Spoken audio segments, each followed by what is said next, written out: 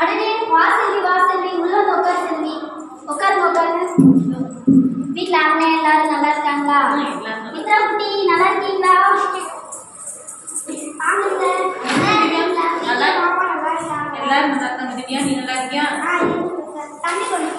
தண்ணி எடுத்துருவோமா அத்தைக்கு? ஆமா ஆண்டி, நம்ம வீட்டில் தான் அதை பண்ணு இதை பண்ணுன்னு சொல்லிட்டு இருக்கோம். ஆனால் அவங்க ஸ்கூலில் ரொம்ப ஒழுக்கத்தை பற்றி தான் நிறைய சொல்லி கொடுப்பாங்க. எப்படின்னா பெரியவங்களை எப்படி மதிக்கணும், பெரியவங்களுக்கு எப்படி மரியாதை கொடுக்கணும், அவங்க உதவி கேட்டால் எப்படி செய்யணும், அப்படிலாம் அவங்க ஸ்கூலில் ரொம்ப இதாக சொல்லி கொடுப்பாங்க. நீ எந்த ஸ்கூலு? நம்ம தோரங்குச்சியில் இருக்க சேது ஸ்கூல் தான். மோரிமலைக்கு ஆப்போசிட்ல இருக்குல்ல, அந்த சேது ஸ்கூல் தான்.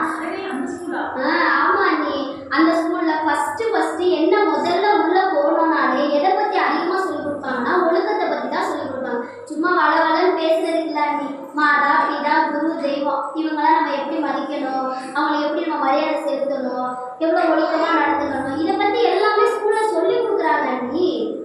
அப்படியா? அப்ப நம்ம தம்பியை கூட அடுத்த வருஷம் அந்த ஸ்கூல்ல சேர்க்கலாமோ? ஏன் அடுத்த வருஷம் வர அக்டோபர் 12ஆம் தேதி விஜயதசமி அன்னைக்கு நீங்க தம்பியை வந்து நம்ம சேர ஸ்கூல்ல சேர்த்துருங்க. அப்ப தம்பியை பார்த்து உங்களுக்கு வரையே வேணாம். இதை பற்றி நீங்கள் கவலைப்பட தேவையில்லை. ஏன்னா திவ்யா எல்கேஜில இருந்து 5th ஸ்டாண்டர்ட் வரைக்கும் சேது ஸ்கூலில் தான் படிக்கிறான். அவளோட படிப்பை பற்றியோ அவளோட சேஃப்டியை பற்றியோ எனக்கு எந்த கவலையும் இல்லை. நான் ரொம்ப நிம்மதியாக இருக்கேன் சேது ஸ்கூல் போனனால. நீங்களும் சேர்த்துருங்க அண்ணி, கண்டிப்பாக சேர்த்துருங்க. சரிங்களா?